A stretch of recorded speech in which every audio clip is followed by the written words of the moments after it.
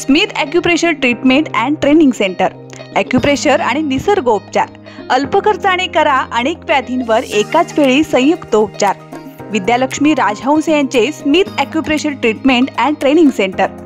संपर्क 9679793356. पत्ता 1537 ए वॉर्ड, माळी गल्ली, राजघाट रोड, उभा मारुती चौक जवळ, शिवाजी पेठ, कोल्हापूर.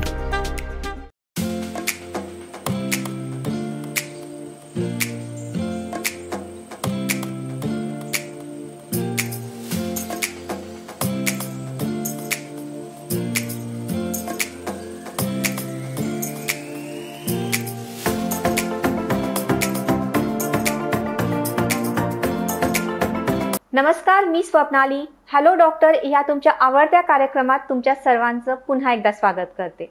आज आपण निसर्ग उपचार म्हणजेच नॅचरोथेरपी या विषयावरती चर्चा करणार आहोत आणि त्या चर्चेसाठी आज आपल्यासोबत आहेत Vidyalakshmi Rajhans ma'am. Vidyalakshmi Rajhans ma'am Smith acupressure treatment and training सेंटरच्या संस्थापिका म्हणून कार्यरत आहेत. त्याचसोबत anti corona task force acupressure इथे महाराष्ट्रात प्रमुख म्हणून कार्यरत आहेत. इंटरनॅशनल नॅचरोपॅथी ऑर्गनायझेशनमध्ये कोल्हापूर सचिव म्हणून कार्यरत आहेत. मॅम तुमचं खूप खूप स्वागत. सर्वप्रथम आपल्या प्रश्नांकडे आपण वळूयात. पहिला प्रश्न मला तुम्हाला असा विचारायचा आहे की औषध विरहित उपचार म्हणजेच निसर्ग उपचार किंवा नॅचरोपॅथी म्हणजे नेमकं काय? निसर्ग उपचारामध्ये 5 तत्व आपल्यावर काम करतात आपल्या शरीरावर. तर ते आकाश, पृथ्वी, जल, अग्नी आणि वायू ही जी 5 तत्व आहेत. तर हे त्याच्यापासून जे आपल्याला म्हणजे फायदे होतात किंवा लाभ होतात तर ते व्याधींसाठी त्याचा उपचार आपण करतो आणि औषध कोणतंही न घेता आपल्याला प्रत्येक रोग हा बरा करता येतो. तर मग हे जे म्हणजे औषध विरहित उपचार यामध्ये केले जातात. हो, नॅचरोपॅथीमध्ये. बरं. तर मग याचे आपल्याला सांगड ॲक्युप्रेशरशी पण घालता येते. बरं, मग पुढच्या त्याच प्रश्नाकडे मी वळणार होते की ॲक्युप्रेशर आणि निसर्ग उपचाराची सांगड कशा पद्धतीने घातली जाते आणि कशा पद्धतीचे ट्रीटमेंट्स दिल्या जातात? ॲक्युप्रेशर मध्ये काय असतं की जे शरीराला निसर्गाकडून सूचना मिळतात. तर आता कसं असतं, शरीराला निसर्गाकडून सूचना मिळणे म्हणजे आता आपल्याला भूक लागली की त्याची जाणीव होते. हो. तर मग ती जाणीव जेव्हा होते तर त्यावेळेला आपण जेवण करतो. जेवण करत असताना काय होतं की ढेकर आला की आपल्याला पोट भरल्याची सूचना. बरोबर. तर हे निसर्गताच होतं. हो. मग आपण काय करत असते की पहिला ढेकर आला, जेवण खरं म्हणजे तिथं स्टॉप करण्याची सूचना असते. दुसरा ढेकर आला की बाबा आता थांबच असं असतं आणि तिसरा ढेकर आला की ओव्हर झालं. म्हणजे आपलं शरीर स्वतःहून आपल्याला सांगत असतं, त्या सूचना करत असतं आणि त्या आपण ओळखल्या पाहिजेत ज्या त्या वेळेस. तर ह्या सूचना कशा असतात, आता समजा तुम्हाला एखाद्या ठिकाणी खाज येते तर त्या ठिकाणी रक्ताभिसरणाची गरज असते, जास्त रक्ताभिसरणाची. जर तुम्ही त्या ठिकाणी मसाज केला, तसा मसाज केला किंवा खाजवलं तर काय होतं की तिथं रक्ताभिसरण जास्त होतं.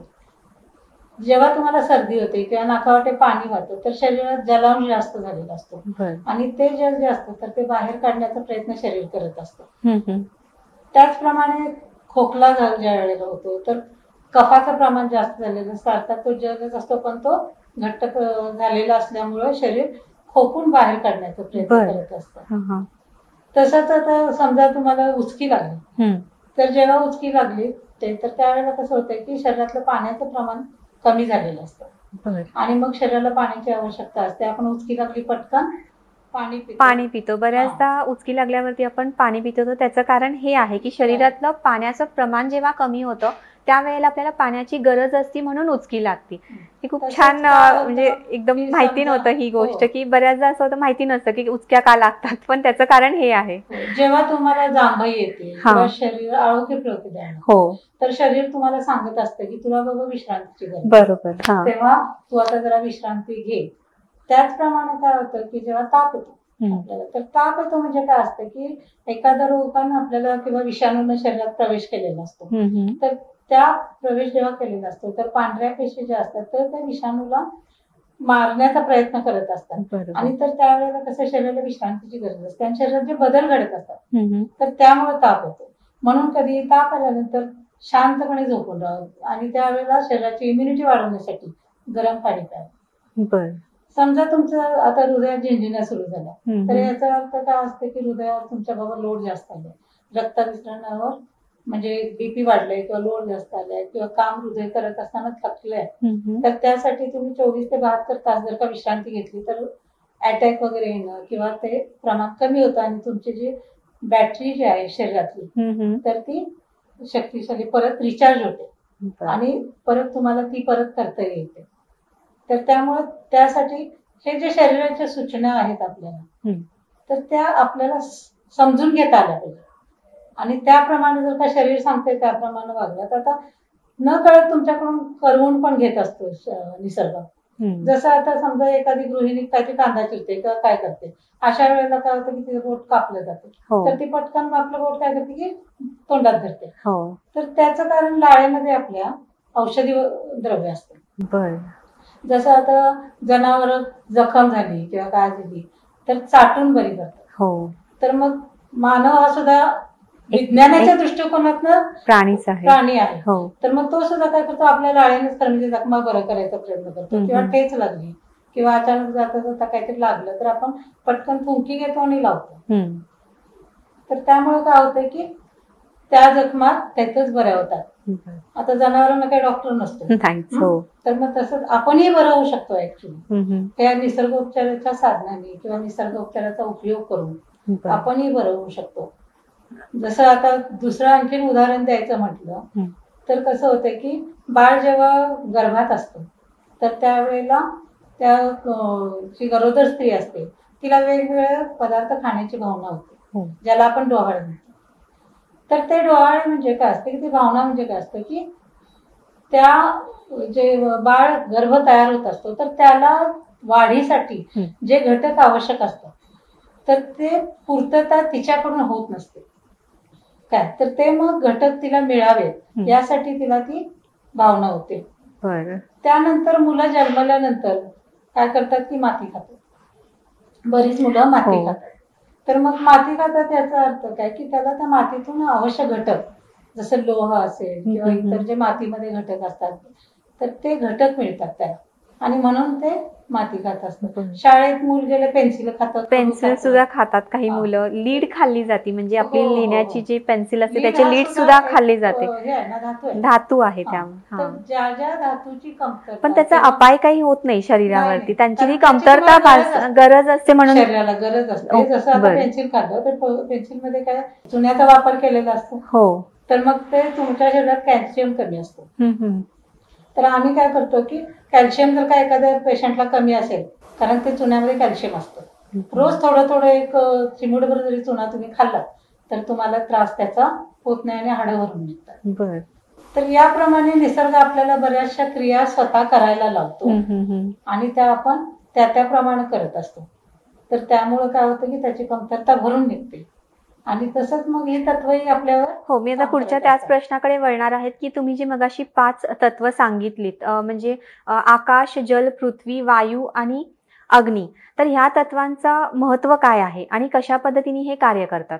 काय होतं प्रत्येक तत्व जे आपलं शरीर हे पंचतत्वांनी बनलेलं आहे. जसं जन्मताना ह्या तत्वानं एकत्र येतं, प्रत्येक पेशीमध्ये हे तत्व असतं आपल्या शरीरात.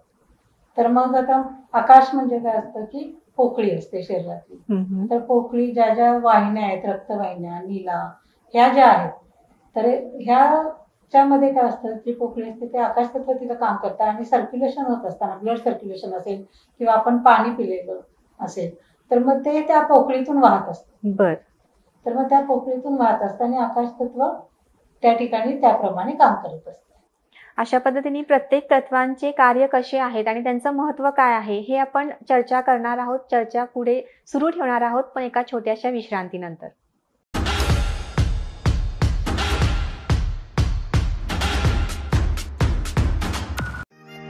Smith acupressure treatment and training centre.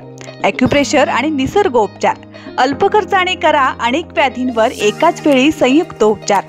Vidyalakshmi राजहंस यांचे Smith acupressure treatment and training centre. संपर्क 96 37 79 33 56. पत्ता 1537 ए वॉर्ड, माळी गल्ली, राजघाट रोड, उभा मारुती चौक जवळ, शिवाजी पेठ, कोल्हापूर.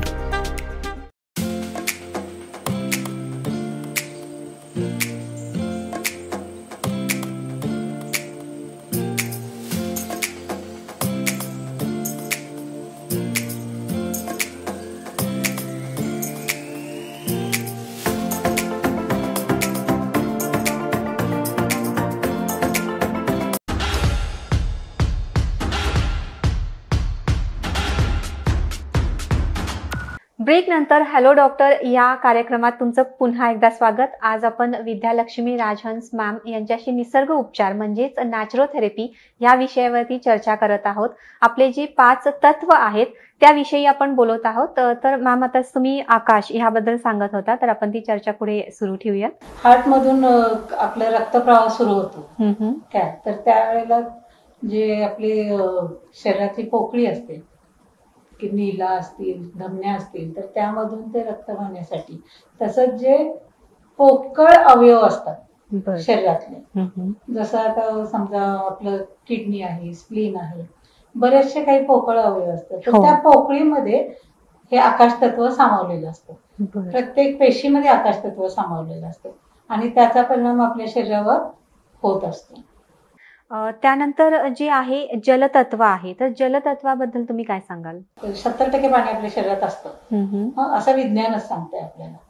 तर मग जलतत्वामुळे काय होतं की जेव्हा आपण पाणी पितो किंवा पाण्याचा उपयोग आपल्या शरीराला आहेच, कारण प्रत्येक वेळेला आपण जेवताना असेल किंवा काही असेल, पाणी नाही पिलं तर किडनी स्टोन होतात. बरोबर किंवा शरीरातले जे मूत्रावाटे जे टॉक्सिन्स बाहेर फेकले जातात किंवा शरीरातले पाण्यातले टॉक्सिन्स बाहेर फेकले जातात, तर ते पाण्यापासूनच होतंय. तर मग तेच नसेल तर सॉलिड घटकच फक्त असतील तर ते पचनाला प्रॉब्लेम होतो. तर मग त्यासाठी जलतत्वाचा आपण उपयोग करतो. त्याचप्रमाणे अजून जलतत्वाचा उपयोग म्हटलं तर काय होतं की नदी नाले वगैरे जे आहेत आपल्याकडे, तर याच्यापासून जी ऊर्जा मिळते आपल्याला काय, तर मग माणूस हा पाण्यापासूनच घडलेला आहे. तर त्या पाण्याचा उपयोग आपल्या शरीराला त्याप्रमाणे होतो. बरं, त्यानंतर आहे पृथ्वी तत्व. तर पृथ्वी म्हणजे ते नेमकं काय आहे पृथ्वी तत्व? पृथ्वी म्हणजे धरती. हा, आता धरती बघायला गेलं तर कशापासून आपण बघितलं, जमीन बघितलं तर मातीपासून बनलेली असते. तर मग आता ही जी माती असते तर जड तत्व असतं पृथ्वी तत्व म्हणजे. तर मग जड असतं, ज्यांचं जर पृथ्वी तत्व ज्यांच्या शरीरात जास्त असतं तर ते शक्यतो मग थोडेसे स्थूल प्रकृतीचे असतात, जर अशा आळशी प्रकृतीचे असतात काय. तर मग या तत्वानुसार माणसांचा स्वभाव आणि माणसांची बॉडी हे सुद्धा ठरतं काय.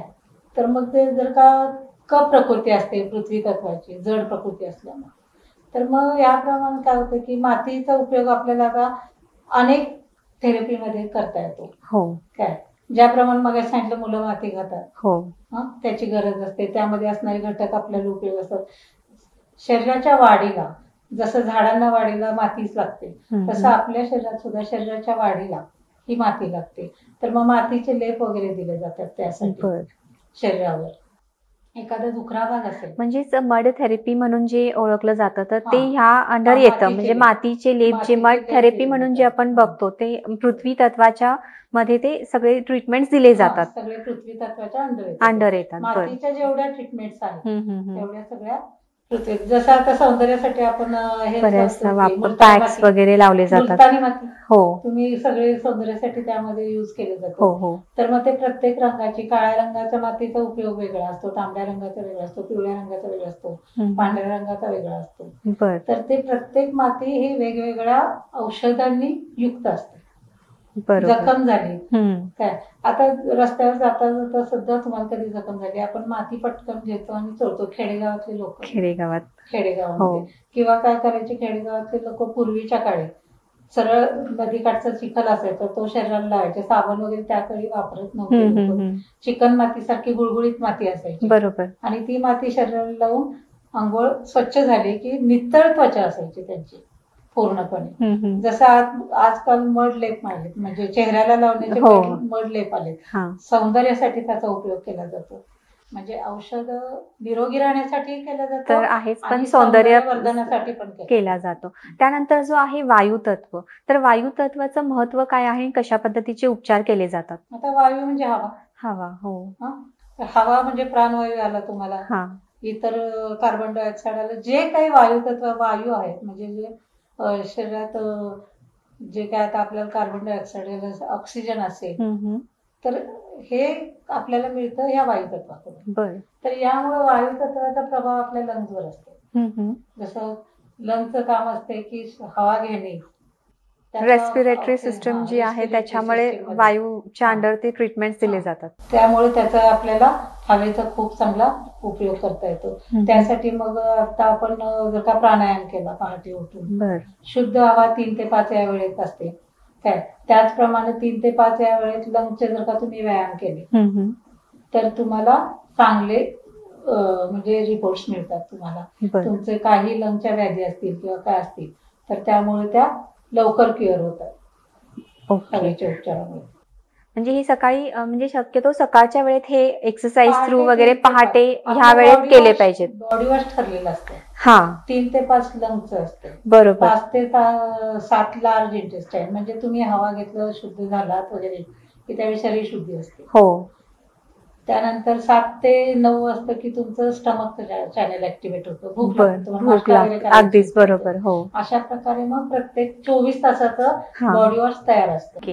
त्यानंतर जे आहे शेवटचं तत्व आहे अग्नितत्व. तर अग्नितत्व म्हणजे नेमकं काय आणि त्याचा उपयोग कसा होतो? दुपारी आपण उन्हात फिरतो, कसला सूर्य असतो. हो. तर अग्नी म्हणजे काय? सूर्य.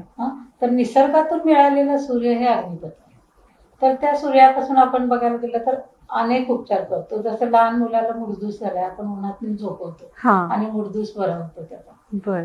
त्याचप्रमाणे जीवनसत्व हे जे असतं तर ते सकाळी कोवळ्या उन्हात डॉक्टर आपल्याला फिरायला त्यासाठी सांगतो की कोवळ्या उन्हात फिरा, तुम्हाला डी विटॅमिन जास्तीत जास्त. बरोबर. तर मग हे सकाळी सूर्य उगवल्यापासून 90 मिनिट आणि संध्याकाळी सूर्यास्ताच्या पूर्वी 60 मिनिट जर का तुम्ही त्या कोवळ्या उन्हात फिरलात तर त्याचे जे किरण असतात तर ते आपल्याला खूप फायदेशीर असतात.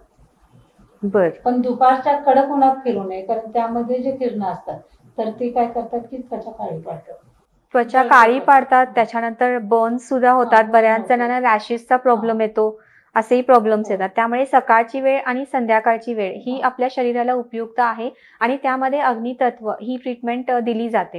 म्हणजे जसं आता मॅमनी सांगितलं की सकाळच्या कोवळ्या उन्हात तुम्ही फिरू शकता किंवा संध्याकाळच्या 4 नंतरच्या उन्हामध्ये फिरू शकता. सूर्यास्ता अगोदर 60 मिनिटं. ते सूर्यप्रकाश तुमच्यासाठी चांगला आहे.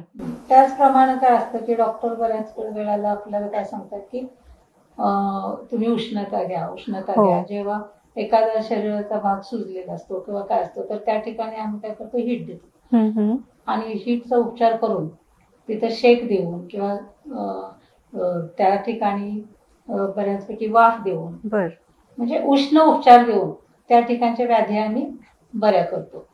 तर मग अग्नीचा याप्रमाणे आपल्याला शरीरासाठी उपयोग होतो. आणि हे घरी म्हणजे कोणीही असेल ज्यांना काही आजार असेल तर घरच्या घरी पण या ट्रीटमेंट करू शकतात. त्या म्हणजे सगळ्याच ट्रीटमेंट बसणं करू शकतात. म्हणजे ज्यांना स्नायूंची दुर्बलता किंवा हाडांची दुर्बलता त्यांनी सकाळी संध्याकाळी कोवळ्या उन्हात जाऊन बसावं.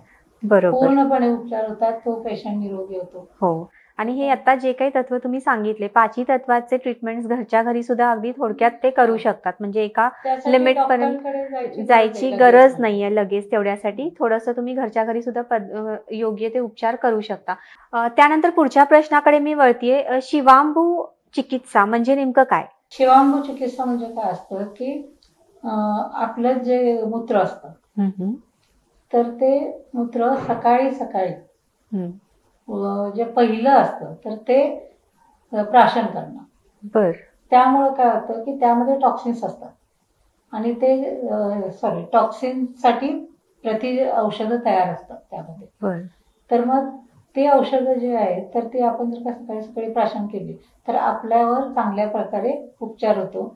जसं देवेंद्र ओरा यांनी मोरारजी देसाईंना त्या उपचारानं म्हणजे अगदी निरोगी ठेवलं. तर त्यांची त्वचा अगदी शेवटपर्यंत लाल अशी गुलाबी होती. तर त्याचं कारण ते शिवांबू उपचार घेत होते. तसंच आपल्या कोल्हापुरातील प्रसिद्ध शिवांबू उपचारक शशी पाटील यांनी सुद्धा त्यांच्यावर ते उपचार केले, तसं ऐकिवात आहे माझ्या. तर मग इकडे आपल्याकडे डॉक्टर सारंग पाटील यांचं अनुस्त्र घाटात करंजकडे त्यासाठीचं हॉस्पिटल आहे. तर त्याचं खास म्हणजे कोल्हापुरात त्याच्यासाठी उपयोग होतो. त्याचा कॅन्सरवर उपयोग होतो. तर कॅन्सरच्या पेशंटला काय करतात की निरोगी व्यक्तीचं किंवा गाईचं गायीमध्ये सगळी औषधं आहेत असं आपण हो. म्हणतो. गायीचं दूध उपयोगी आहे, अगदीच. गायीचं मूत्र उपयोगी आहे, बरोबर. गायीचे विष्ठा म्हणजे शेण आपण घराने जंतुनाशकासाठी हो. सारवण्यासाठी यूज करतो. त्याचप्रमाणे मग त्या शिवांबूचा उपयोग आपल्याला बऱ्याच प्रकारे त्वचेसाठी पिण्या सुद्धा होतो, केसांसाठी होतो, दातांसाठी होतो.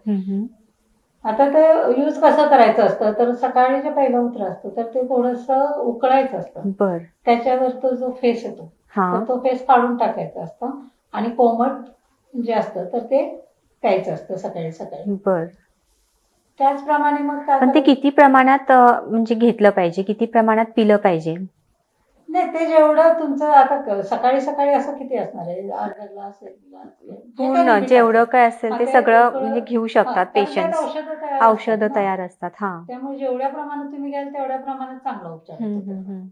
त्याचप्रमाणे जर का ते उकळून त्याचा फेस काढून ते जे उरलेलं असतं तर ते जखमांना लावलं बर. तर लवकर जखमा बऱ्या होतात. हम्म, परत तुम्ही जर का त्याच्या चुळा भरल्या तर हिरड्यांचे विकार किंवा दाताचे विकार हम्म. हे होत नाही. तेच जर का तुम्ही केसांना चोळलं हो. काय तर त्याचा वास येत नाही. बर. सगळ्यात महत्वाचं बर. सकाळचं जे असतं त्याचा वास येत नाही किंवा आपल्याला त्याचा दुष्परिणाम होत नाही बर. किंवा साईड इफेक्ट होत नाही. तर मग ही उपचार पद्धती जर का अवलंबली तर तुमची औषधं तुमचं शरीर तयार करतं, म्हणजेच निसर्ग तयार करतो. बरोबर.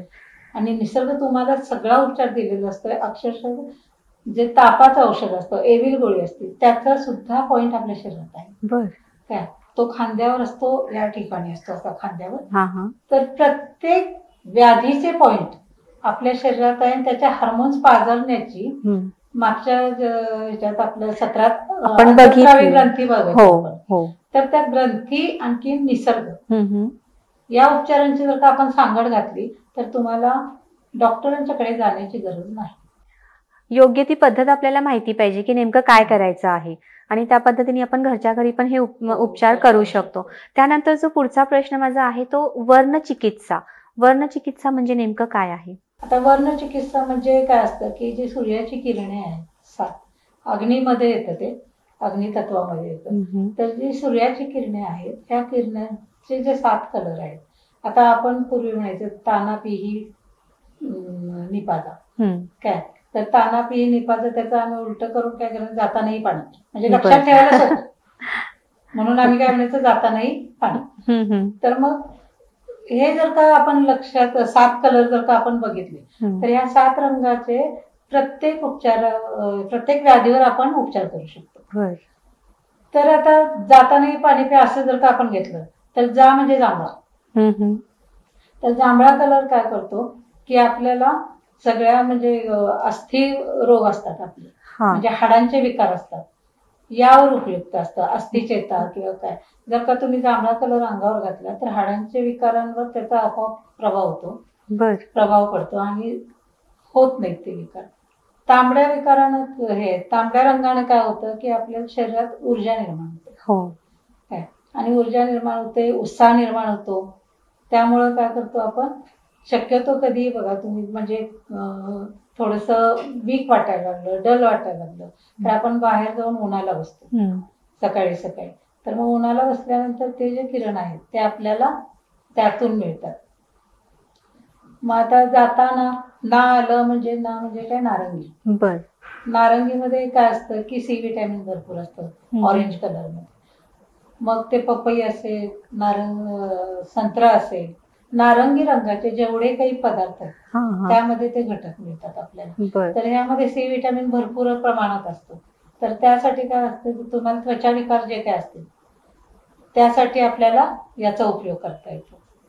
मग जाताना ही म्हणजे हिरवा आला. हिरवा आला तर हिरवा रंग तुम्हाला काय करतो की प्रत्येक बाबतीत म्हणजे पावित्र्य समजलं जातं. हिरवगार शेत बघितल्यावर आपल्याला कसं प्रसन्न वाटतं. तर मग हे जी प्रसन्नता आहे, मनाचा औदासिन्य आहे, तर हे जाण्यासाठी काय होतं की हिरव्या कलरचा आपल्याला उपयोग होतो. ज्यांना समजा आता मनोविकार झालेले, डिप्रेशन मध्ये गेलेले असतात, अशा पेशंटना जर का आपण हिरव्या कलरचा जर का ट्रीटमेंट दिली तर ते म्हणजे हिरव्या कलरचे कपडे घालणे, हिरव्या कलरचं फूड कन्झम्पशन वगैरे असं सगळे पदार्थ कपडे घातल्यानंतर म्हणजेच वर्ण चिकित्सामध्ये चैतन्य निर्माण होतं. म्हणजे वर्णचिकित्सामध्ये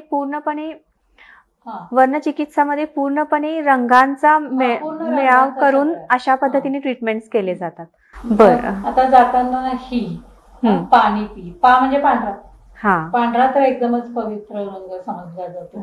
तर मग पांढऱ्या रंगाचं पावित्र्य हे वेगळंच असतं. त्यामुळे काय होतं की शरीरात आपल्याला एक पवित्र भावना निर्माण होऊन ज्या मेडिटेशनचे जे आपल्याला फायदे आहेत तर ते सगळे फायदे आपल्याला मिळतात. त्यामुळे काय होतं की मानसिक शांतता भरपूर मिळते आपल्याला पांढरा रंग घातल्यानंतर. तर मग पांढऱ्या रंगाचं याप्रमाणे आपल्याला शरीरावर उपयोग करता येतो. त्याचप्रमाणे पांढऱ्या पेशी असतील किंवा जे पेशींशी संबंधित विकार आहेत तर त्यासाठी पांढऱ्या रंगाचा आपण उपयोग करतो. त्यानंतर आता कसं जाताना ही पाणी नी म्हणजे निळा, तर निळा रंग हा आकाशाचा आहे. आकाशाकडे निळं आकाश बघितल्यावर किती आपल्याला प्रसन्न वाटतं. त्याचप्रमाणे लहान मुलांची जर का वाढ व्यवस्थित झाली नसेल तर डॉक्टर काय करतात की पेटीत ठेवतात आणि त्या निळ्या रंगाचा बळी लावतात. त्या मुलाला बरोबर उष्णता मिळावी आणि त्याची वाढ व्यवस्थित व्हावी म्हणून. त्याचप्रमाणे काय होते की आपल्याला आठवत असेल तुम्हाला तर बघा, तोंड वगैरे आल्यावर पूर्वीच्या काळी डॉक्टर निळ्या रंगाचं औषध तोंडात लावायचे अल्सरसाठी होण्यासाठी. तर जखमा बरं करणं हे काम निळ्या रंगाचं असतं. आणि त्या त्वचेची किंवा पेशीची वाढ व्यवस्थित होण्यासाठी ह्या निळ्या रंगाचा उपयोग. आता जाताना ही पाणी पी, पी आलं म्हणजे पिवळा रंग हा काय करतो की पोटाचे विकार कमी करतो. पोटाचे सर्व विकारांसाठी पिवळा रंग वापरला जातो. पचनाच्या तक्रारी असतील, तुमची बद्धकोष्ठता असेल किंवा इतर काही पोटाच्या तक्रारी जेवढ्या असतात तेवढ्यासाठी पिवळा रंग यूज केलेला असतो. तर आता हे रंग कसे वापरायचे? जर का तुमच्याकडे काही साधनं नसतील तर साध्या काचेच्या बाटल्या घ्या पांढऱ्या कलरच्या, त्या बाटल्यानं काय जिलेटिन पेपर लावा, त्या कलरचं जिलेटिन पेपर लावायचं, त्यामध्ये साधं पाणी भरायचं आणि ते सूर्यप्रकाशात दिवसभर ठेवायचं. जी किरणे असतात तर ती कलरची किरणे तयार होतात आणि ते कलरच्या किरणांचा प्रभाव त्या जिलेटिन पेपर मधून त्या पाण्यावर पडतो आणि ते औषधी द्रव्य तयार होतं. तर मग हे पाणी मी स्वतः माझ्या पेशंट्सना दिलेलं आहे आणि त्याचे इफेक्ट खूप चांगले त्याप्रमाणे. आणि तर त्यामुळं काय होतं की बऱ्याच व्याधीवर याचा उपचार आपल्याला करता येतो. आणखी बऱ्याच व्याधीपासून आपल्याला बरं होता येतं. किंवा काय करायचं, आता समजा एखाद्याच्याकडे टेरेस नाही किंवा अंगण नाही, अशा वेळेला तुम्ही काय करू शकता की त्या कलरचे बाजारात आता बल्ब मिळतात आपल्याला त्या कलरचे, तुम्ही तुमच्या रूम मध्ये तो बल्ब लावून ठेवू शकता. किंवा आता एखादा दुखरा भाग आहे त्यावर जर का तुम्हाला शेक वगैरे घ्यायचा असेल लाल रंगाचा वगैरे तर त्याला साध्या बल्बला सुद्धा तुम्ही जिलेटिन पेपर लावा काय आणि थोडा वेळ ते लावा, दुखऱ्या भागावर त्याचा शेक द्या, तेवढी ती किरणं पडू द्या, त्यामुळे सुद्धा आपल्याला बरं वाटतं आणि ह्या रोगांपासून मुक्ती मिळते. छान, म्हणजे खूप छान माहिती आहे. अगदी कलर्स तुम्ही यूज करून स्वतःवरती उपचार करू शकता वेगळे वेगळे. वर्णचिकित्साबद्दल ही माहिती होती जी आता मॅमनी आपल्याला सांगितली होती. मॅम तुम्ही आलात इथे, खूप छान माहिती आम्हाला दिली. निसर्ग उपचार पद्धती म्हणजे नेमकं काय असतं त्याबद्दलची खूप छान चर्चा आपण केलीत आणि बरेचसे पॉईंट्स आता तुम्ही सांगितले. जलतत्व किंवा वायुतत्व कशा पद्धतीने काम करतं, त्यानंतर शिवांभू ट्रीटमेंटबद्दल तुम्ही सांगितलं. आणखीन पण जे आपण आता चर्चा केली त्यामध्ये नक्कीच आपल्या व्ह्युअर्सना त्याचा फायदा होईल आणि तुम्ही इथे आलात, खूप खूप धन्यवाद. आपण पुढच्या एपिसोडमध्ये आपण पुन्हा भेटणार आहोत आणि सीड थेरपी हा आपला विषय असणार आहे. तर पाहत रहा हॅलो डॉक्टर. भेटूया पुढच्या भागात. Smith acupressure treatment and training centre. Acupressure आणि निसर्गोपचार अल्प खर्चाने करा अनेक व्याधींवर एकाच वेळी संयुक्त उपचार. विद्यालक्ष्मी राजहंस यांचे Smith acupressure treatment and training centre. संपर्क 96 37 79 33 56. पत्ता 1537 ए वॉर्ड, माळी गल्ली, राजघाट रोड, उभा मारुती चौक जवळ, शिवाजी पेठ, कोल्हापूर.